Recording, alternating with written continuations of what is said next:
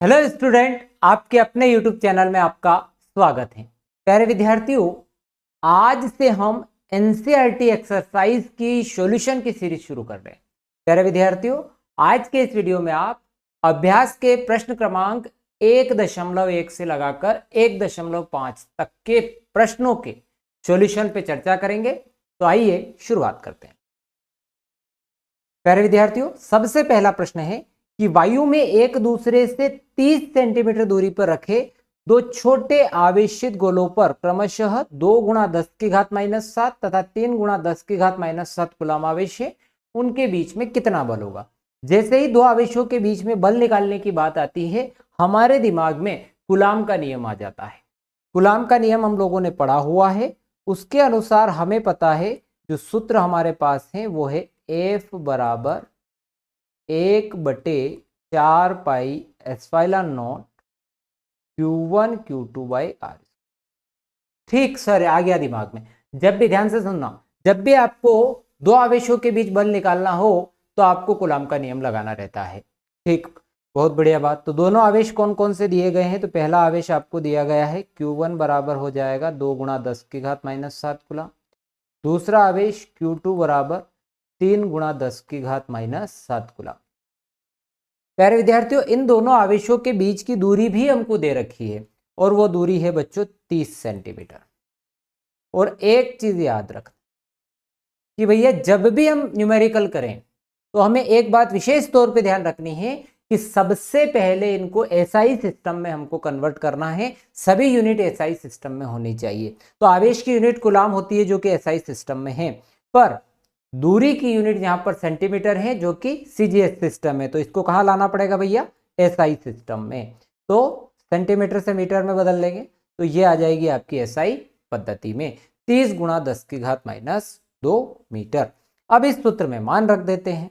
तो भैया 1/4 pi epsilon not का जो मान होता है वो होता है 9 × 10⁹।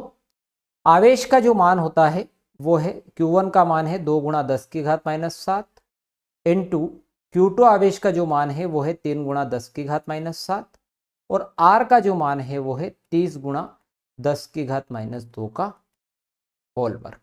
ठीक, इन सब स्टेप को अगले पेज पर ले लेते हैं ताकि थोड़ा सॉल्यूशन आसानी से हो के आपको दिखे भी। तो क्या लिखा मैंने? 9 × 10⁹, 2 × 10⁻⁷ और 3 × 10⁻⁷, और जो बटे में है वो है 30 × 10⁻²। इसका वर्ग कर लेते हैं। 30 का वर्ग कितना हो जाएगा? 900। ठीक है, 30 का वर्ग तो हो गया हमारे पास 900 गुणित 10⁻² का वर्ग कितना हो जाएगा? 10⁻⁴। ठीक, ये हो गया। सबसे पहला काम ये करते हैं कि इस 9 की फाइल निपटा देते हैं। 9 से 9 कैंसिल हो गया। तो अब आया आपके पास, अच्छा 2 का 3 में गुणा भी कर देते हैं, 2 × 3 = 6।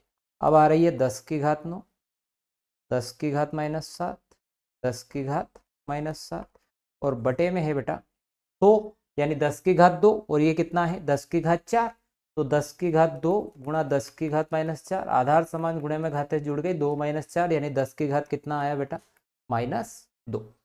अब इस 10⁻⁻2 को ऊपर ले लो तो 6 × 10⁻9, 10⁻⁻7, 10⁻⁻7 और ये ऊपर आ गया 10⁻2। तो अब इसको आप लिख सकते हो 6 × 10⁻9 - 7 दूनी 14 और +2। तो 11 में से 2 माइनस हो जाएंगे तो कितना हो जाएगा भाई? 14। तो 9 2 11, 11 - 14 10⁻⁻3। बल का मात्रक क्या होता है? न्यूटन होता है। देखो, प्योर कैलकुलेशन भी मैंने आपको एक एक चीज करके बताई है, पूरा कैलकुलेशन। ये ऐसे प्रश्न बहुत सरल है। आवेश दे रखा था, सीधा सीधे चीजें दे रखी, पुट करना है। इसमें बहुत बड़ा दिमाग लगाने की जरूरत नहीं है आपको। तो आवेश दिए हुए हैं दोनों, Q1 Q2। R 30 सेंटीमीटर था, उसको आपने मीटर में कन्वर्ट कर लिया और उसके बाद कूलम के नियम में आपने वैल्यू पुट कर दी। बहुत सरल है बच्चा। ठीक, कैलकुलेशन तो वैसे सभी विद्यार्थियों को आती है। आगे बढ़ते हैं। क्वेश्चन है 0.4 माइक्रो कूलम आवेश के किसी छोटे गोले पर किसी अन्य छोटे गोले के कारण 0.2 न्यूटन बल लगता है। हमारे पास एक गोला है, छोटा गोला है, 0.4 माइक्रोकुलाम उस पर आवेश है, 0.4 माइक्रोकुलाम उस पर आवेश है। ठीक, इसको अपन ने Q1 ले लिया।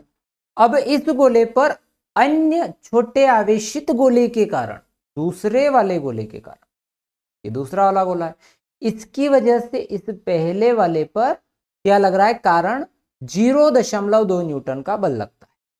तो ये Q2 वाला आवेश मान लिया अपन ने दूसरा। तो इस Q2 के कारण इस Q1 पर जो बल लग रहा है वो लग रहा है 0.2 न्यूटन, पहले पर दूसरे के कारण बल, ये दिया है। अब यदि दूसरे गोले का जो आवेश है, दूसरे गोले का जो आवेश है वो आपको दे दिया Q2 बराबर 0.8 माइक्रोकुलाम आवेश है, तो दोनों गोलों के बीच की दूरी यानी कि ये वाली दूरी आपको चाहिए। ठीक, इसको अपन R मान लेते हैं कि भाई ये R दूरी है, ये आपको ज्ञात है। और दूसरे गोले पर पहले गोले के कारण कितना बल लगेगा, ये हमें अच्छी तरह से याद है। कूलाम के नियम में हम अच्छी तरह से पढ़ चुके हैं कि पहले गोले पर दूसरे गोले के कारण जितना बल लगता है उतना ही बल, समान परिमाण का बल दूसरे गोले पर पहले गोले के कारण लगेगा। दूसरे पर पहले के कारण उतना ही बल लगेगा, यानी 0.2 न्यूटन ही लगेगा, केवल दिशा विपरीत है ना। यहां परिमाण में समान रहेगा, पूछा ना दूसरे गोले पर पहले गोले के कारण कितना बल लगेगा, यहां पर दिशा नहीं पूछ रहा है, केवल परिमाण पूछ रहा है। तो परिमाण आपका 0.2 न्यूटन का ही बल लगेगा। ये दूसरे प्रश्न का तो उत्तर हो गया, क्योंकि हमने जब कूलाम का नियम पढ़ा था तो आपको बताया भी था कि भाई F12 बराबर माइनस F21, ये न्यूटन के तीसरे नियम के अनुकूल है। जैसे पहले पर दूसरे के कारण बल और दूसरे पर पहले के कारण लगने वाला बल परिमाण में बराबर होता है, इन दोनों का परिमाण बराबर होता है। हाँ, भले ही दिशाएं अलग अलग हो सकती है। ठीक है, यहां तक की कहानी हमारी क्लियर हो गई। अब हमें R निकालना है, तो हम कैसे निकाल सकते हैं, क्योंकि दो आवेशों के बीच बल दिया हुआ है, तो दो आवेशों के बीच बल निकालने का जो सूत्र है वो सभी विद्यार्थियों को अच्छे से याद है कि भाई दो आवेशों के बीच बल निकालने का जो सूत्र है वो है आपका कूलाम का नियम। और कूलाम के नियम में हमने एसआई पद्धति में F बराबर 1/4 पाई एस्पाइलन नॉट, तो Q1 Q2 बाई R वर्ग।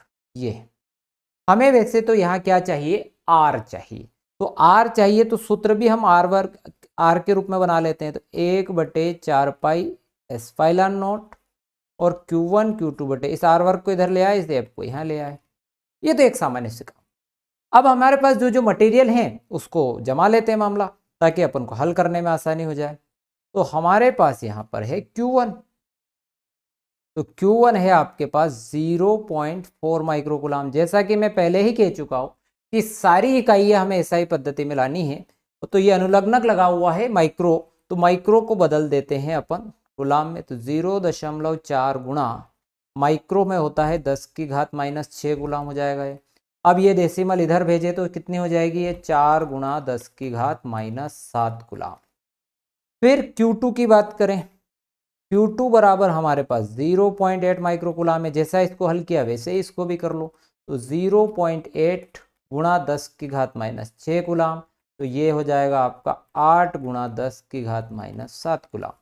ठीक, हमें एक चीज और दे रखी है, वो दे रखा है बल, जो कि है 0.2 न्यूटन। ठीक, और दूरी आपको ज्ञात करनी, क्योंकि परिमाण ही ज्ञात करना है, तो इसलिए F12 और F21 का कोई लेना देना नहीं। ठीक है, उत्तर हम दूसरा वाले प्रश्न का पहले ही दे चुके हैं कि भाई दूसरे गोले पर पहले गोले के कारण कितना बल लगता है, तो उतना ही लगता है जितना पहले गोले पर दूसरे गोले के कारण लग रहा है।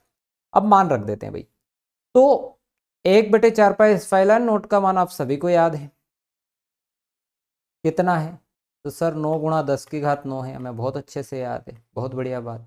फिर Q1 का कितना मान है, तो Q1 का 4 × 10⁻⁷ है। ठीक है भाई, Q1 पर कितना मान है, तो 4 × 10⁻⁷ है। Q2 पर कितना है, तो Q2 पर ये देखो 8 × 10⁻⁷ है, बटे अब क्या है, बल चाहिए, बल कितना है 0.2 न्यूटन है, तो यहां पर अपन ने 0.2 न्यूटन ले लिया। ठीक, अब हम इनको सॉल्व करते हैं। तो देखो क्या लिखोगे, 9 गुणा 4 गुणा 8 गुणा 10 की घात 9 गुणित 10 की घात -7 गुणित 10 की घात -7, अलग अलग इसको अपन लिख लो 2 गुणा 10 की घात -1, ताकि हल करने में आसान है। या डेसिमल रिमूव करके ऊपर 0 बढ़ा दे, ये भी आपके पास एक तरीका है। ऐसा नहीं करें तो आप ऐसा कर ले, यहाँ पर डेसिमल रिमूव करके ऊपर 10 लगा दिए। अब इस 2 से कैंसिल करोगे तो आप 2 दूनी 4 हो जाएगा। ठीक, अब हमारे पास जो आ गया 9 गुणा, अब 2 गुणा 8 है तो 8 दूनी 16 कर लो, 10 की घात आधार समान घाते जोड़ देंगे, -7 -7 और +1। अब 16 में कितना होता है भैया, 16 में 144 होता है, गुणित 10 की घात, अब 10 -14, ये 10 की घात कितनी हो गई, -4 हो गई। हमें r चाहिए था दूरी, तो वर्ग हटाया रूट लग गया, तो 144 गुना 10 की घात -4, रूट से बाहर आएगा 144, 12 का वर्ग होता है, 10 की घात -4, 10 की घात -2 हो गई, ये मीटर में आया। अगर मैं इसको सेंटीमीटर में लिखूंगा तो कितना हो जाएगा, 12 सेंटीमीटर हो जाएगा। ठीक है, मीटर में चाहे तो वो रख लें कि 0.12 मीटर, ऐसा भी लिख सकते हैं। ठीक है, तो ये आप लोगों का सवाल हो गया। प्रश्न में एक बात और पूछी गई थी, वो बात क्या थी, प्रश्न में ये कहा गया था कि भाई दूसरे गोले पर पहले गोले के कारण कितना आवेश है, कितना बल है, सॉरी, तो ये मैं आपको बता भी चुका हूं, 0.2 न्यूटन। तो आप जब उत्तर लिखेंगे कि भाई दूसरे गोले पर, है ना, पहले गोले के कारण उतना ही बल लगता है जितना बल पहले गोले पर दूसरे गोले के कारण लगता है, और आप सीधे बता देना F बराबर 0.2 न्यूटन, ऐसा लिखिएगा उत्तर। तो प्रश्न है, जांच द्वारा सुनिश्चित कीजिए कि ke²/g विमाहीन है। भौतिक नियतांकों की सारणी देखकर इसे अनुपात का मान ज्ञात कीजिए, और यह अनुपात क्या बताता है। देखो ये जो समीकरण आपको दे रखा है, ke²g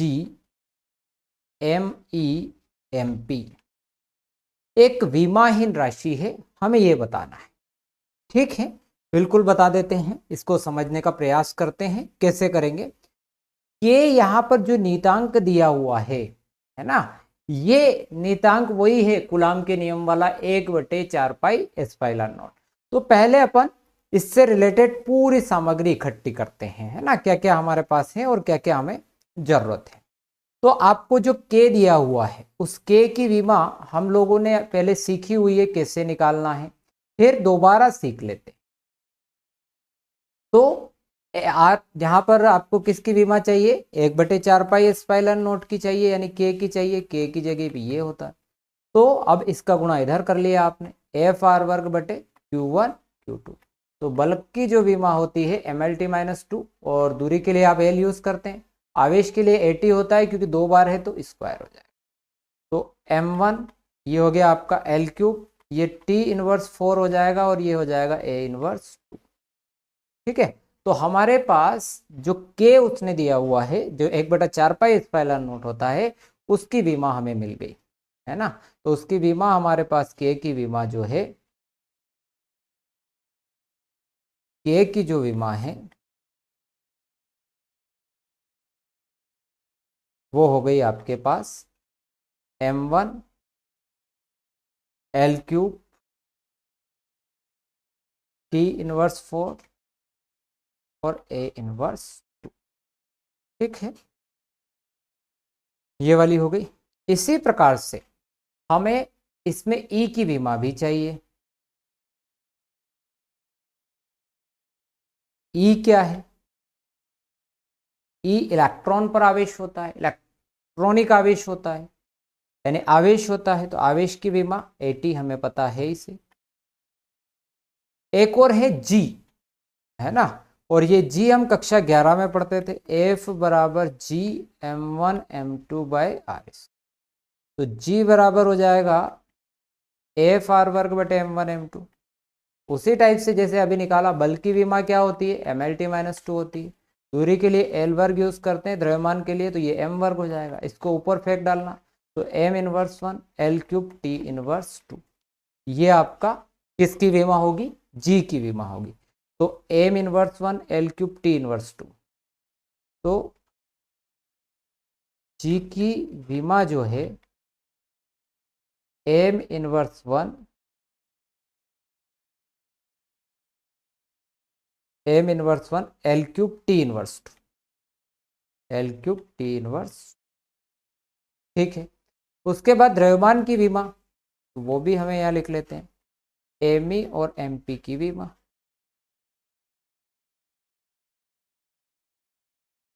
तो इनकी जो विमा है वो हो जाएगी एम, द्रव्यमान की विमा क्या होती, एम होती।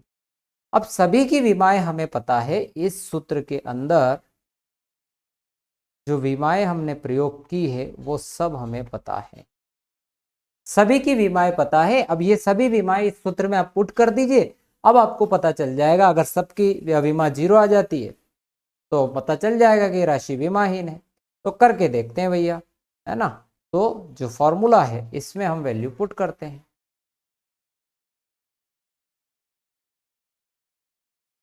तो हमारे पास जो दिया गया है वो है K E square G M E M P, ठीक।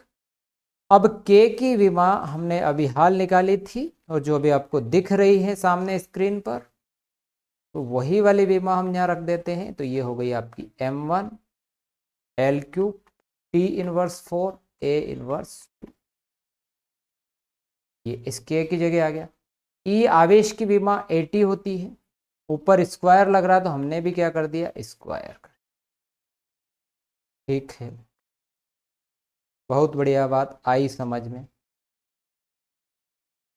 फिर जी की बात करें तो जी की जो विमा है वो हो गई m inverse 1 L³ T inverse 2। द्रव्यमान की जगह m 2 बार आ रहा है दोनों द्रव्यमान का, तो ये हो जाएगा आपका m वर्ग हो गया, ठीक। सभी की विमाएं हमने पुट कर दी। अब सभी की विमाएं पुट करके अब हम कैलकुलेट करते हैं। तो आप ये देख रहे हैं कि यहां पर ये m इनवर्स 1 है, इसको अगर ऊपर ले जाएंगे तो ये हो जाएगा आपकी m की विमा 2 हो जाएगी ऊपर। यहां देखो नीचे ऊपर भी L की विमा 3 है, नीचे भी L की विमा 3 है और L कहीं पर भी नहीं है, तो इससे ये कैंसिल हो जाएगी विमा, तो L की विमा 0 हो गई। फिर यहां T की विमा -4 है ना, तो इसको मैं अभी ऐसा ही रख रहा हूं। एक काम करते हैं, ये T की विमा -4 है और इसमें T की विमा कितनी है 2, तो T की पावर कितनी हो गई भैया, -2 हो गई। A की पावर -2 से A की पावर 2, ये वाली कैंसिल हो गई। अब नीचे क्या बचा था आपके पास, नीचे एक तो आपके पास m वर्ग बचा हुआ है और एक T की पावर -2 बचा हुआ है, तो ये विमाएं भी आपस में कैंसिल हो जाएगी। तो यहाँ m की विमा 0, L की विमा 0, T की विमा 0, A की विमा 0। तो यह जो K E square by G M E M P है, एक विमाहीन राशि है।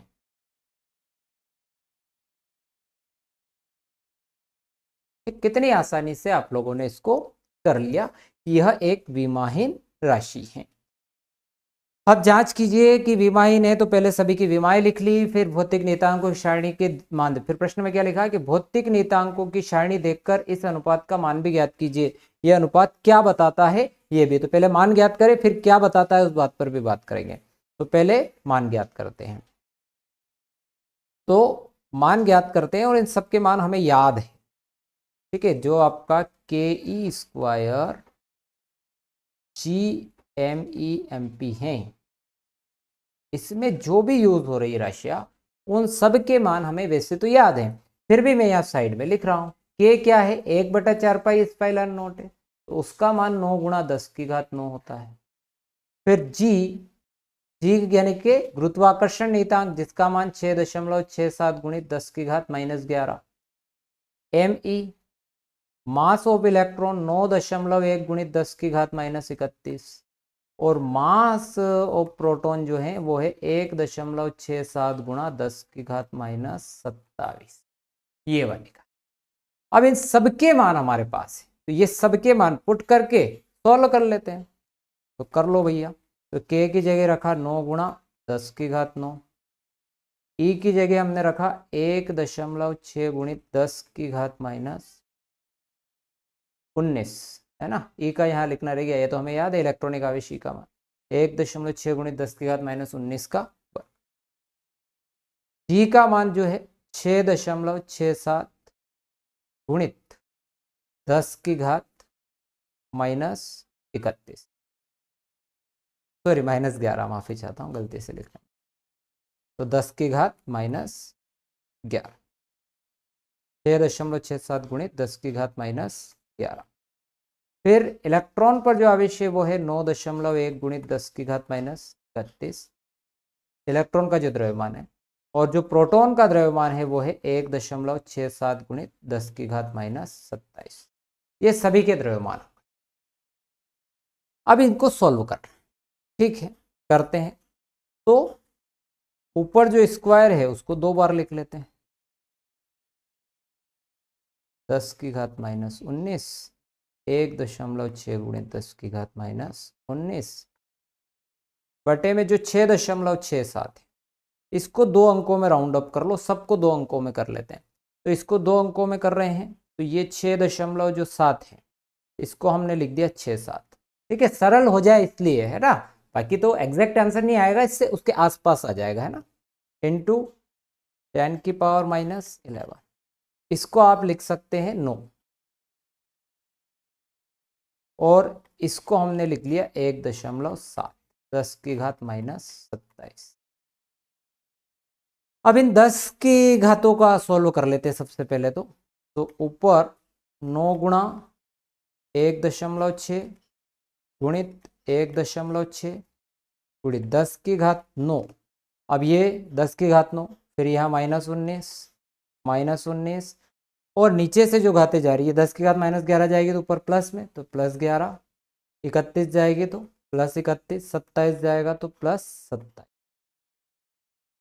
ठीक है। तो ये जो है एक थोड़ा सा वापस से लिख देता हूँ,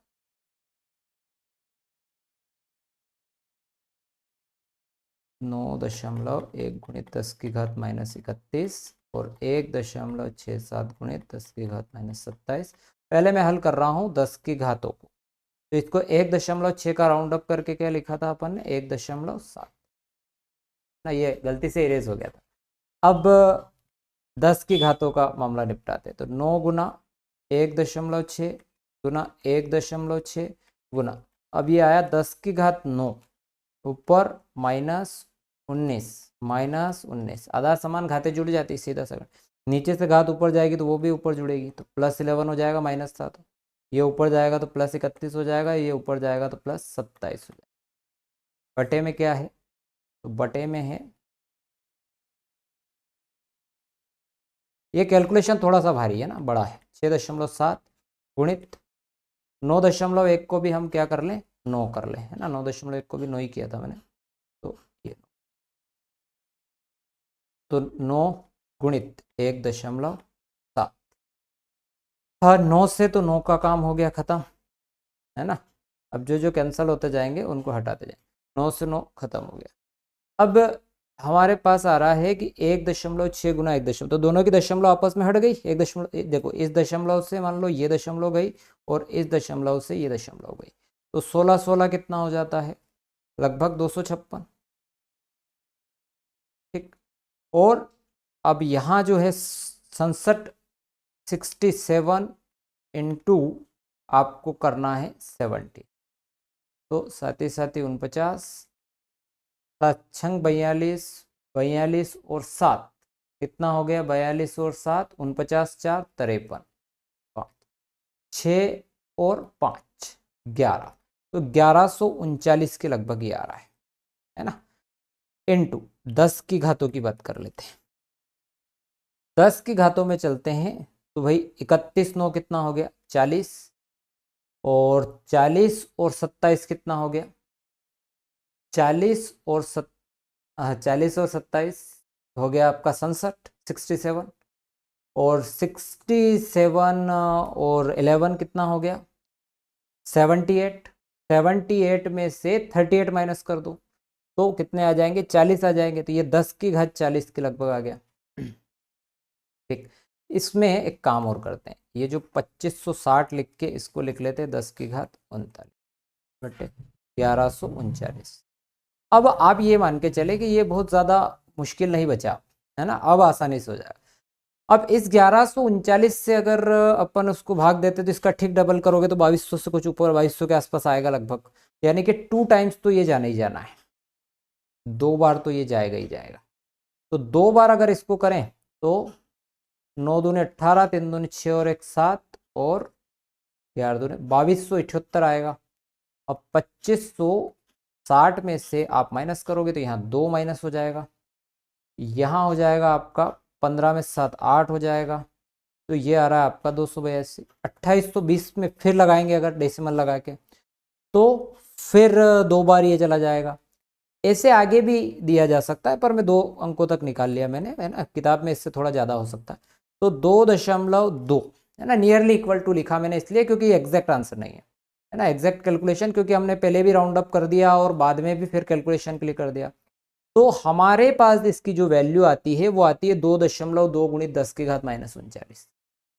सॉल्व करना मैंने कोशिश आपको कैलकुलेशन भी बताया ताकि आप कैसे कर सकते हैं, है ना, विदाउट कैलकुलेटर, वो आपको समझ आना चाहिए।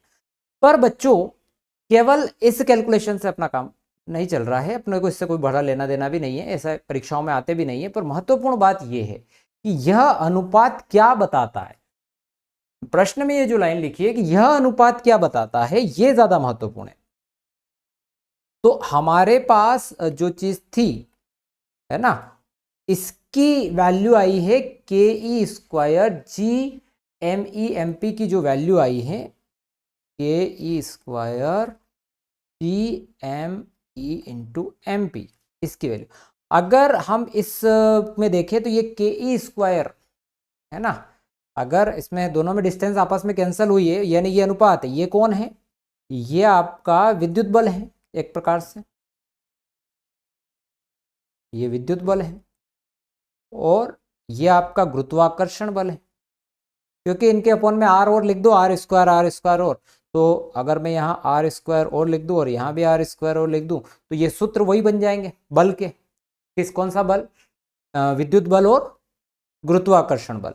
तो अगर इस विद्युत बल और गुरुत्वाकर्षण बल दोनों बन रहे हैं तो हमें ये पता चल गया, यहाँ लिख देता हूं मैं, हमें ये पता चल गया कि जो विद्युत बल है यानी कि जो Fe है और ऊपर Fe है और नीचे Fg है, इसके इक्वल में नियरली इक्वल्स टू 10⁻39 है।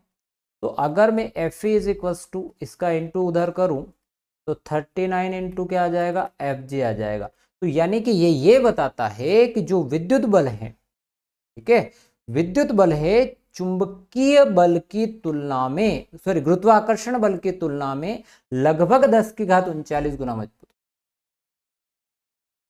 विद्युत चुंबकीय बल गुरुत्वाकर्षण बल की तुलना में लगभग 10 की घात 39 गुना प्रबल बल है। ठीक है, कौन मजबूत है? तो ये चीज कहानी कौन बता देता है? आपको बता देता है ये अनुपात जो अपन ने निकाला। चल अगले प्रश्न पर आते हैं। किसी वस्तु का विद्युत आवेश क्वांटीकृत है, इस प्रकथन से क्या तात्पर्य है? सबसे पहला प्रश्न है कि भाई किसी वस्तु का विद्युत आवेश क्वांटीकृत है, इस कथन से आपको क्या तात्पर्य है? तो ये मैंने आपको पहले भी पढ़ाया है, समझाया है। जब हम पढ़ते हैं तब मैंने ये कहा था कि भाई एक वस्तु से दूसरी वस्तु में इलेक्ट्रॉन जब भी जाते हैं पूरे पूरे जाते हैं, है ना, टुकड़ों में नहीं जाते हैं, यानी कि डेसिमल में नहीं जाते, 1/2, 0.4, 0.5, है ना, इस तरह से इलेक्ट्रॉन स्थानांतरित नहीं होते हैं। इलेक्ट्रॉन पूरे पूरे स्थानांतरित होते हैं और जो इलेक्ट्रॉन स्थानांतरित होते हैं वह इलेक्ट्रॉन एक निश्चित न्यूनतम आवेश, ये एक निश्चित न्यूनतम आवेश है या फिर इसको इलेक्ट्रॉनिक आवेश के नाम से जाना जाता है।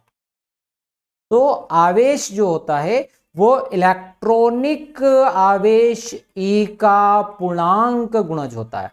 जो आवेश होता है वो इलेक्ट्रॉनिक आवेश E का पूर्णांक गुणज होता है। ये वाला आपका पहले प्रश्न का उत्तर हो गया। ठीक। दूसरा, स्थूल अथवा बड़े पैमाने पर विद्युत आवेशों से व्यवहार करते समय हम विद्युत आवेश के क्वांटीकरण की उपेक्षा कर देते हैं, ऐसा हम क्यों करते हैं? तो पहले वाला तो मिल ही गया आपको कि प्रकृति में आवेश एक निश्चित न्यूनतम आवेश का पूर्णांक गुणज होता है, उसके लिए सिंबॉलिक तौर पे मैंने ये लिख दिया। अब बी वाले की बात कर रहे हैं। अब बड़े स्तर पर, स्थूल या बड़े स्तर पैमाने पर विद्युत आवेश का व्यवहार करते समय हम विद्युत आवेशों के क्वांटीकरण को क्यों छोड़ देते हैं, उसकी उपेक्षा क्यों कर देते हैं? इसलिए करते हैं क्योंकि जो इलेक्ट्रॉन पर आवेश है वो होता है 1.6 गुणित 10 की घात -19 कूलम। ठीक। और जब हम स्थूल स्तर पर हम बड़े आवेशों से जब डील करते हैं तो वो इसकी तुलना में बहुत कम होते हैं। ये आवेश बहुत अल्प है तो बड़े आवेशों की तुलना में उसको क्या किया जा सकता है, छोड़ा जा सकता है। जैसे हम एक उदाहरण लेते हैं एक माइक्रो कूलम का, तो 1 माइक्रो कूलम यानी कि 10 की घात -6 कूलम हो गया। इसमें आप इलेक्ट्रॉनों की संख्या निकालो तो n बराबर Q/E हो जाएगा, और आवेश है 10 की घात -6, इसको हल करोगे तो 1.6 गुना 10 की घात -19, इससे भाग लगाओगे 1.6 से तो 0.625 आता है, गुणित 10 की घात कितना हो जाएगा, ये 13 हो जाएगा। तो इसको अगर मैं इसको 6.25 लिखूं तो ये आ गया 10 की घात 12। तो जो इलेक्ट्रॉनों की संख्या है उसकी तुलना में जो इलेक्ट्रॉन पर आवेश है वो बहुत कम होता है, अल्प होता है। इस वजह से हम स्थूल या बड़े स्तर पर आवेश के क्वांटीकरण की उपेक्षा कर देते हैं। और इतना ये भाई छोटा मान होने के कारण वो क्या करता है भाई, बड़े स्तर पर, भाई मोटे स्तर पर हम देखें तो वो क्या कर लेता है भाई, आवेश का मान बहुत बड़ा है अगर स्थूल स्तर या बड़े पैमाने पर हम देखें तो फिर वो क्या करता है, आवेश का मान बड़ा होने की वजह से वो क्या कर लेता है, एक सतत मान ग्रहण कर लेता है। सतत की कहानी आपको समझ में आ गई। मान लो मैं यहाँ पर कुछ डंडे खींचता हूँ और आपसे मोटे मोटे तौर पे पूछूंगा तो आप कहोगे सर सतत है, पर अगर मैं माइक्रो लेवल पे जाऊँ देखूंगा तो ये सतत आपको प्रतीत नहीं होंगे। तो वास्तव में ये सतत नहीं है पर सतत प्रतीत होते हैं, यानी बड़े पैमाने पर अपन उसको सतत मान ग्रहण कर लेते हैं। तो क्या लिख सकते हैं कि भाई हम आवेश के क्वांटीकरण की उपेक्षा इसलिए कर देते हैं क्योंकि जो इलेक्ट्रॉन पर आवेश होता है वो अत्यंत अल्प होता है, और उसकी तुलना में स्थूल स्तर या बड़े पैमाने पर हम जो आवेश प्रयोग करते हैं उनका मान, उनमें इलेक्ट्रॉनों की संख्या बहुत अधिक होती है। इस कारण से हम आवेश के क्वांटीकरण की अपेक्षा कर देते हैं, उपेक्षा कर देते हैं। यह अपने को ध्यान रखना है।